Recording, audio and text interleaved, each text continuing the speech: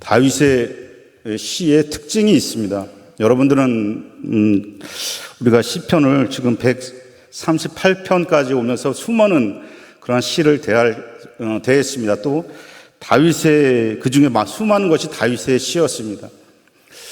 근데 다윗의 시의 공통적인 특징이 하나 있는데 그것은 시의 주체가 바로 주어가 나라는 겁니다. 나 또는 내가라는 것이죠. 이렇게 1인칭으로 되어 있다는 것입니다. 우리라는 표현도 잘 안 씁니다. 다윗은. 다윗의 대표적인 시 시편 23편에도 그 중심은 나 또한 내가라고 하는 1인칭으로 되어 있습니다. 여호와는 나의 목자시니 내가 부족함이 없으리로다라는 것이죠. 오늘 본문도 내가 전심으로 주께 감사하며 전체적으로 내가 시의 중심임을 알 수 있습니다. 그런 반면에 신약에 와서 바울은 우리라는 그런 3인칭을 물론 전부는 아닙니다만 자주 사용하고 있습니다. 그 다음에 오는 139편도 역시 다윗의 시인데 여호와는 주께서 나를 살펴보셨으므로 나를 하시나이다. 역시 주어가 나라는 것을 알 수 있죠. 그런 반면에 이 앞에 나오는 137편을 보면 그 저자가 나오지 않고 있죠. 다윗의 시가 아니라는 것을 우리가 알 수 있습니다. 거기서는 우리가라는 3인칭을 쓰고 있는 것을 보게 되죠. 이렇듯 다윗의 시는 굉장히 그 나와 또 내가라는 1인칭을 중요하게 생각하고 있습니다. 이런 의미에서 오늘 본문을 한번 살펴보도록 하겠습니다. 나를 중심으로 해서 세 부분으로 우리가 나누어서 한번 살펴보도록 하겠습니다. 먼저 1절로 3절을 통해서 다윗은 나의 기도, 즉 자신의 기도를 응답하신 하나님께 감사 찬양하였습니다. 우리 1절부터 3절까지 한번 같이 읽어보겠습니다. 내가 전심으로 주께 감사하며 신들 앞에서 주께 찬송하리이다. 내가 주의 성전을 향하여 예배하며 주의 인자하심과 성실하심으로 말미암아 주의 이름에 감사하오리니 이는 주께서 주의 말씀을 주의 모든 이름보다 높게 하셨음이라. 내가 간구하는 날에 주께서 응답하시고 내 영혼에 힘을 주어 나를 강하게 하셨나이다. 다윗은 지난 날을 생각할 때 하나님의 은혜가 어찌 고마운지 이루 말할 수 없었습니다. 특히 자신의 기도를 응답하신 하나님께 자신의 전부를 드려 감사 찬양하고 있습니다. 1절과 2절에서 다윗은 가장 올바른 자세로 하나님께 감사 찬양하였습니다. 우리가 어떤 자세로 하나님을 찬양한 것인가를 자세히 이야기를 해주고 있습니다. 내가 전심으로 주께 감사하며 신들 앞에서 주께 찬송하리이다. 내가 주의 성전을 향하여 예배하며. 내가 전심으로 주께 감사하며 라는 말씀은 다윗이 지난 날을 생각할 때 어찌 그 은혜를 한순간이라도 잊을 수 있겠습니까? 이스라엘의 주권자가 되어서 성전까지 건축할 마음이 생기기까지 얼마나 많은 순환의 역사가 다윗에게 있었는지 모릅니다. 다윗의 마음엔 항상 감사와 기쁨이 넘쳐 흘렀습니다. 그는 공의로우시고 전능하신 하나님께서 악한 세력들을 꺾으시고 자기를 왕위에 세우심을 인하여 늘 감사하였습니다. 그렇게 생각할 때 어찌 감사와 찬양이 의례적이고 형식적일 수 있겠습니까? 그는 인격 전체적으로 또 전심으로 주께 감사하며 찬양하였습니다. 전심으로 찬양한다는 것은 정직한 의향과 또 열심 있는 애정으로 찬양하는 것입니다. 즉 사심이 없는 그러한 찬양입니다. 하나님을 찬양하는 자는 자신의 영광이나 욕망을 과시할 수 없습니다. 또 전심으로 찬양하는 것은 내적인 표현과 외적인 그런 표현이 일치함으로 교활한 꾀가 그 속에 없음을 나타냅니다. 또 신들 앞에서 주께 찬송하리이다 라는 말씀은 확신에 차서 담대함으로 하나님을 찬양함을 의미합니다. 보편적으로 하나님의 백성들 앞에서 혹은 백성들과 함께 하나님을 찬양할 수 있으나 이방인들 앞에서나 또 세상 사람들과 또 큰 어떤 지도자들 앞에서 또 왕들 앞에서 찬양하기란 굉장히 어렵고 또 부끄럽기까지 합니다. 그러나 다윗은 하나님의 위대하심을 체험하고 나서 또 우상들의 허구성을 발견한 이상 그 우상들 앞에서까지 주저함없이 확신에 찬 모습으로 하나님을 찬양할 수 있다는 것입니다. 내가 주의 성전을 향하여 예배하며 라는 말씀은 그 찬양의 중심은 사람이 은혜 받기 위한 수단이 아니라 전심으로 하나님께 영광 돌리는 것임을 말하는 것입니다. 이스라엘 사람들에게 성전은 지극히 높으신 이가 특별히 거주하는 장소로 간주되어 있습니다. 그래서 아무나 이렇게 들락달락 할 수 없었던 장소입니다. 그러므로 경건한 이스라엘 사람들은 성전을 향해서 단지 그러한 성전을 향해서 들어가지 못하는 성전을 향해서 얼굴을 돌리고 찬양을 했습니다. 예배는 경건하고 바른 형식과 절차가 또 있어야 합니다. 경건한 예배자는 이를 따라가며 찬양해야 됨을 말하고 있습니다. 그러면 다윗은 무엇 때문에 이렇게 찬양하려고 했습니까? 2절 하반절과 3절에 말하고 있습니다. 주의 인자하심과 주의 성실하심으로 말미암아 주의 이름에 감사하오리니 이는 주께서 주의 말씀을 주의 모든 이름보다 높게 하셨음이라. 내가 간구하는 날에 주께서 응답하시고 내 영혼에 힘을 주어 나를 강하게 하셨나이다 라고 찬양의 이유에 대해서 노래하고 있습니다. 먼저 다윗은 주의 인자하심과 성실로 인해 찬양하였습니다.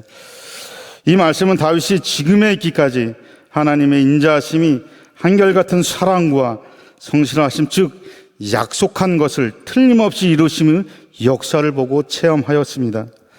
그는 하나님의 은혜에 감사하면서 하나님의 존귀하신 품성을 담기 위한 마음으로 그 은혜를 찬양하였습니다. 두 번째로 다윗은 주의 말씀으로 인하여 찬양하였다라고 고백하고 있습니다. 주의 말씀을 주의 모든 이름보다 높게 하셨습니다. 이 말씀은 3000년 전 다윗은 성령의 감동으로 이것을 깨닫고 감사 찬양하고 있습니다. 자연에서는 하나님의 능력은 보여주지만 뜻은 밝히 보여주지 못하여 죄인들이 자기의 죄를 명확히 깨닫지 못하게 됩니다. 그러나 하나님의 말씀은 하나님의 능력과 의지를 정확히 또 밝히 보여주므로 죄인들에게 죄를 밝히 알게 합니다. 하나님께서는 말씀으로 또 천지를 창조하셨습니다. 그러나 하나님이 만드신 피조의 세계는 변하기도 하고 때로는 사라지기도 하지만 하나님의 말씀은 변함없이 다함이나 변함이 없습니다. 즉 성령 감동으로 성경 말씀을 우리의 심령에 붙잡으면 곧 하나님을 붙잡은 것과 같은 그러한 효과가 발생하게 됩니다. 하나님의 말씀은 하나님께서 행하신 그 어떠한 것보다 그 자체로 위대합니다. 이렇게 말씀을 높여 주셨기에 이 진리를 깨닫고 말씀을 따라 사는 자는 감사와 찬양할 수밖에 없다고 다윗은 고백합니다. 세 번째로 다윗은 기도할 때 응답하시고 영혼을 강하게 하셨으므로 하나님을 찬양하였다라고 고백합니다. 내가 간구하는 날에 주께서 응답하시고 내 영혼에 힘을 주어 나를 강하게 하셨나이다. 기도의 응답은 바로 즉각적이었습니다. 간구하는 그 시간, 그 날에 응답하셨습니다. 다니엘도 이런 경험을 하였다고 다니엘 9장 21절에 기록하고 있습니다. 지난주에 담임 목사님께서도 기도의 응답이 바로 응하여졌다라는 그러한 고백을 하는 것을 들었습니다. 오전에 기도하고 오후에 그 기도가 바로 응답되었다라는 그러한 말씀을 하셨죠. 그러나 그러한 응답의 형태는 환경적 형태가 아니었고 하나님께서 주시는 내적인 강건함이었습니다. 사도 바울도 자기 몸에 있는 질병 또 가시에 대하여 기도할 때 내 은혜가 내게 족하도다라고 바로 응답받았습니다. 그러나 그는 실망하지 않고 나의 여러 약한 것들에 대하여 자랑하리니 이는 그리스도의 능력이 내게 머물게 하려 함이라라고 고백하고 있습니다. 이제 두 번째 말씀, 주어가 나에게서 세계 모든 왕들로 바뀝니다. 모든 왕들, 세상의 강한 자들도 하나님께 감사하고 여호와를 노래하라고 4절과 5절에 말하고 있습니다. 우리 4절과 5절 같이 읽어보겠습니다. 여호와여, 세상의 모든 왕들이 주께 감사할 것은 그들이 주의 입의 말씀을 들음이오며 그들이 여호와의 영광이 크심이니이다. 하나님의 속성과 그 통치를 원리를 알고 있는 성도는 눈에 보이는 현상이 아무리 참담하고 비참하다 할지라도 그 속에서 하나님의 섭리를 깨닫게 될 때 미래를 바라보는 그러한 소망의 기도를 드리게 됩니다. 다윗은 하나님의 은혜로 이스라엘의 왕이 되었습니다. 그러나 주변 모든 국가의 군안과 관원들은 하나님 없는 삶을 살아가며 헛된 일을 꾸미며 오히려 하나님을 대적하는 삶을 살고 있음을 보게 됩니다. 다윗의 이 기도 부분은 지나간 일을 감사하는 기도가 아니라 앞으로 이루어질 그런 미래에 대한 사실을 성령의 감동을 받아 선지자로서 예언의 영을 받아서 예언한 기도로 보여집니다. 다윗의 기도는 그의 소원이면서 동시에 성령의 선언이므로 반드시 성취될 것을 말하고 있습니다. 여호와여, 세상의 모든 왕들이, 이 말씀은 각 나라를 통치하는 왕 모두를 가리킵니다. 물론 다윗의 그러한 후대의 모든 왕들을 가리키기도 합니다. 그러므로 온 세상을 뜻하기도 합니다. 또 주께 감사할 것은 이라는 말씀은 온 세상의 모든 왕들과 백성들이 주께 감사하게 된다는 것입니다. 시편 68편 32절에 땅의 왕국들아 하나님께 노래하고 주께 찬송할지어다. 온 세상의 모든 왕들이 하나님을 찬양한 것을 명령하고 있음을 알 수 있습니다. 그들이 주의 입의 말씀을 들음이오며, 이 말씀도 역시 그들의 하나님의 말씀을 들었기 때문입니다. 로마서 10장 17절에 그러므로 믿음은 들음에서 나며 들음은 그리스도의 말씀으로 말미암았느니라 라고 연결할 수 있는 말씀입니다. 5절 말씀에 그들이 여호와의 도를 노래할 것은, 이 말씀은 궁극적으로 땅의 모든 왕들이 모여서 이스라엘과 더불어 하나님께 예배하고 경배할 것을 말하고 있습니다. 이사야 49장 22절 23절에 주 여호와가 이같이 이르노라. 내가 문 나라를 향하여 나의 손을 들고 민족들을 향하여 나의 기치를 세울 것이라. 그들이 내 아들들을 품에 안고 내 딸들을 어깨에 메고 올 것이며, 왕들은 내 양부가 되며 왕비들은 내 유모가 될 것이며, 그들이 얼굴을 땅에 대고 내게 절하며 내 발에 티끌을 핥을 것이며, 내가 나를 여호와인 줄을 알리라. 나를 바라는 자는 수치를 당하지 아니하리라 라고 이사야의 말씀을 예언하고 있는 말씀입니다. 또한 이 기도가 어떻게 성취되었는지를 한번 살펴보겠습니다. 먼저 다윗의 시대에 두로왕 히람에게서 바로 성취되었습니다. 사무엘하 5장 11절로 12절에 두로왕 히람이 다윗에게 사절들과 백항목과 또 목수와 석수를 보내매 그들이 다윗을 위하여 집을 지으니 다윗이 여호와께서 자기를 세워서 이스라엘 왕으로 삼으신 것과 그의 백성 이스라엘을 위하여 그 나라를 높이신 것을 알았더라. 이렇게 즉각적으로 다윗의 기도가 이루어진 것을 바로 확인할 수 있습니다. 또 사무엘하 8장 9절로 12절에도 그 외에 많은 또 기도가 이루어진 것들이 기록되어져 있습니다. 두 번째로 다윗의 아들 솔로몬 시대에 이루어진 것들이 있습니다. 천하 모든 왕들이 하나님께서 솔로몬의 마음에 주신 지혜를 들으며 그 얼굴 보기를 원하며 각기 예물을 가지고 왔더라라고 역대하 9장 22절 24절에 말하고 있습니다. 또 세 번째로는 신약에 와서 바울을 통해서 이방인에게 복음이 전파되면서 또 오늘날에 우리가 하나님께 예배하는 우리의 모습을 통해서 이 기도가 이루어졌음을 우리가 확인할 수가 있습니다. 이제 세 번째 6절로 8절 말씀입니다. 다시 주어가 나와 또 내가로 바뀌어집니다. 다윗은 자기를 중심으로 하나님께서 어떻게 인생을 다스리는지 인생의 원리를 깨닫고 감사 찬양하였습니다.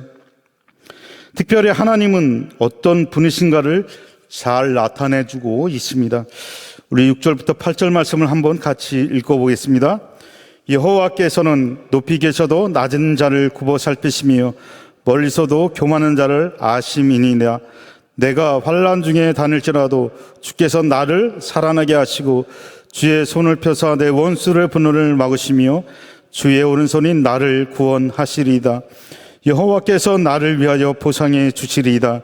여호와여, 주의 인자하심이 영원하오니 주의 손으로 지으신 것을 바리지 마옵소서. 여호와께서 누구신가를 네 가지로 한번 살펴보겠습니다.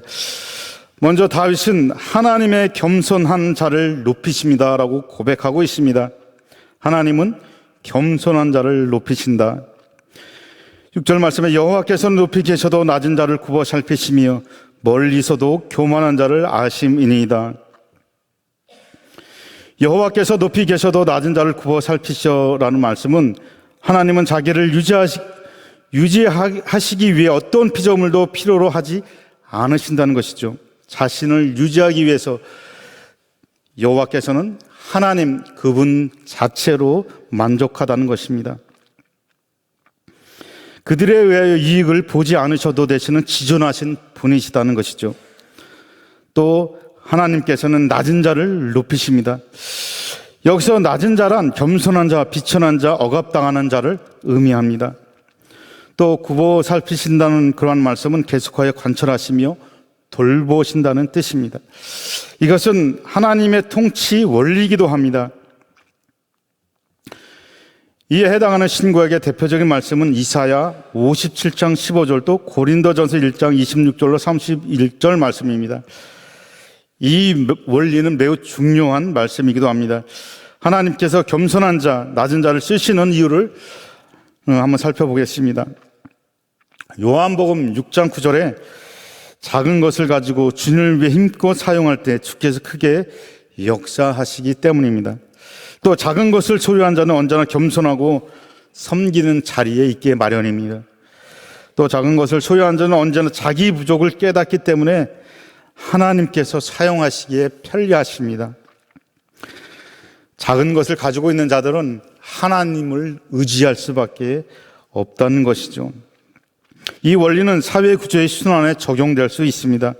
즉 많이 가진 자는, 큰 것을 가진 자는 그것을 자기 것으로 알지 않고 하나님의 것으로 알고 관리하면 그것을 오랜 기간 가지고 있을 수 있습니다. 그러나 비천한 자가 자기를 과대평가하거나 또 과소평가해서 그런 자리에 머문다면 언제나 그 비천한 자리, 그 지위를 떠날 수 없게 된다는 원리죠. 두 번째로 6절 하반절을 통해서 하나님께서는 교만한 자를 낮추신다는 것입니다. 6절 하반절에 멀리서도 교만한 자를 아십니다. 여기서 교만한 자란 거만한 자, 오만한 자, 잘난 체 하는 자를 뜻합니다. 교만한 사람은 자신의 의견이나 공로를 높이 평가하며 자신의 옛 모습을 자랑하며 자신이 달성한 목표를 과장해서 표현합니다. 예를 들면 누가복음 18장 9절로 14절에 나타난 바리새인과 같은 그러한 사람들입니다. 마음이 교만한 사람은 실제로 자랑할 만한 것이 있어서 자랑하는 것이 아니라 허탈한 것을 자랑함으로 자신을 속이는 것이 됩니다. 자신을 속이는 것에 자신도 섞고 있다는 것이죠. 이런 사람은 여호와께서 미워하시는 자이므로 인간 세계에서 어떤 수단을 다 써도 망하게 되어 있습니다. 사람의 행위 중에 교만한 겸손은 엄청난 결과를 가져오는 행위임을 우리가 알 수 있습니다. 사실 이 구절이 세상의 열왕들에게 해당하는 말 같지만 사실은 다윗의 회개의 시임을 알 수 있습니다. 여기서 나 또는 내가 생략된 것임을 알 수 있죠. 모든 사람이 모르게 완전 범죄를 꿈꾸었던 그런 다윗이 아니었습니까? 그러나 그 범죄의 현장에는 하나님이 함께 계셨습니다. 이 고백은 다음 주에 살펴볼 139편에 고스란히 기록되어져 있습니다. 제가 한 구절만 읽어보겠습니다. 여호와여, 주께서 나의 범죄를 살펴보셨으므로 나를 아시나이다. 만약에 다윗이 이러한 사실을 조금만 일찍 알았더라면 이스라엘의 역사는 엄청나게 지금과는 바뀌어져 있었을 것입니다. 이제 7절 말씀을 통해서 그러나 하나님은 고통당하는 자를 붙드시고 그 영혼을 살아나게 하십니다. 사실 다윗이 이러한 죄 속에서 얼마나 많은 고통과 죽음과 같은 그러한 비참함을 맛보았겠습니까? 그러한 속에서도 하나님을 붙잡은 그러한 다윗의 모습을 볼 수가 있습니다. 내가 환난 중에 다닐지라도 주께서 나를 살아나게 하시고 주의 손을 펴사 내 원수들의 분노를 막으시며 주의 오른손이 나를 구원하시리이다. 다시 주어가 1인칭 주어로 바뀌어 고백합니다. 성도들이 이 땅에서 삶을 유지하고 자기 사명을 감당하는 그러한 과정에서 욕과 같이 예기치 않은 환난을 당할 수 있습니다. 이것은 자신 안에서 일어나는 신체의 허약함이나 질병일 수도 있습니다. 또 자신 밖에서 일어나는 가족이나 또 사회적 시련일 수도 있습니다. 우리가 다 같이 겪었던 그러한 팬데믹일 수도 있다는 것이죠. 그러나 경건하게 살고자 할 때 고통은 면제되는 것이 아닙니다. 오히려 경건을 유지하기 위한 고통이 따르기 마련입니다. 그러나 환난 중에서도 고무적인 그러한 확신이 우리에게 있습니다. 먼저 주께서 나를 살아나게 하십니다.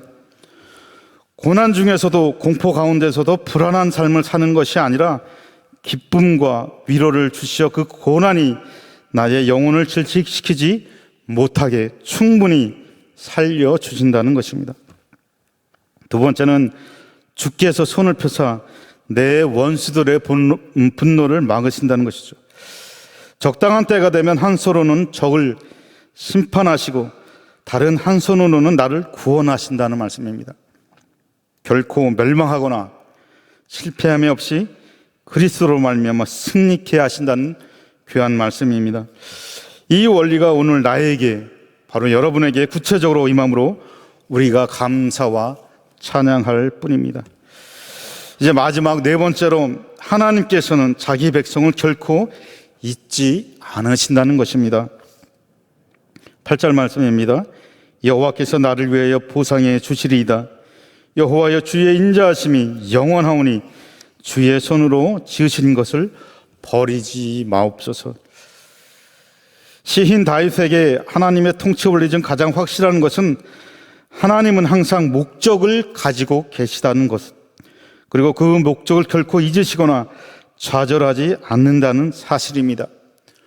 이스라엘의 역사를 볼 때, 또 우리의 역사를 볼 때 때로는 하나님께서 정말 나를 떠나신 것이 아닌가, 나를 정말 이렇게 망하게 내버려 둘 것인가 라는 그러한 고백이 떠오를 때가 있습니다. 그러나 결코 하나님께서는 우리를 떠나지 않으시고 우리를 망하게 하지 않는다라는 그런 다윗의 고백입니다. 그 구체적 사례는 하나님과 관련된 사람, 즉 성도들에게 목적하신 바가 있고 그 일은 결코 하나님이 잊으시지 않고 반드시 시행한다는 것입니다. 이렇게 믿을 수 있는 근거는 무엇입니까? 바로 주의 인자하심이 영원하시기 때문입니다. 이제 결론의 말씀입니다. 위기에 처한 성도들은 하나님의 은혜로 그 위기에서 벗어났을 때 먼저 하나님께 감사와 찬양을 드립니다. 그 찬양의 핵심은 성전에서 예배드릴 수 있는 그런 환경을 주심을 감사하는 것입니다. 우리가 이 시간에 정말 평안한 마음으로 하나님께 예배할 수 있다는 것, 정말로 얼마나 감사와 찬양할 일입니까? 신체의 자유가 없이 예배드릴 수 없을 때도 우리가 성전을 향하여 예배를 드리기를 소원하면서 기도할 때 그 응답해 주심을 믿고 감사 찬양 드립니다. 시인은 머지않아 모든 나라와 백성과 열왕들이 하나님을 찬양하는 것을 믿고 감사 찬양하였습니다. 그 예언이 성취되어 지금 우리가 하나님의 구속하신 은혜를 감사 찬양하고 있습니다. 이제 우리도 시인과 같이 우리 자손들과 제자들과 또 저 세상 바깥에 있는 우리의 친척과 이웃들, 모든 이교도들이 하나님이 찬양할 것을 믿음으로 바라보면서 지금 저들과 함께 가슴에 품고 구속의 은혜를 함께 찬양하는 우리 강성의 모든 믿음의 식구들이 되기를 주의 이름으로 축원드립니다. 우리 기도하겠습니다. 하나님 아버지, 은혜를 감사드립니다. 정말 이러한 다윗의 신실한 하나님을 향한 기도가 우리 모두의 기도가 될 수 있도록, 더 시가 될 수 있도록 하나님 은혜를 더해 주시옵소서. 감사드리며 예수님의 이름으로 기도드립니다. 아멘.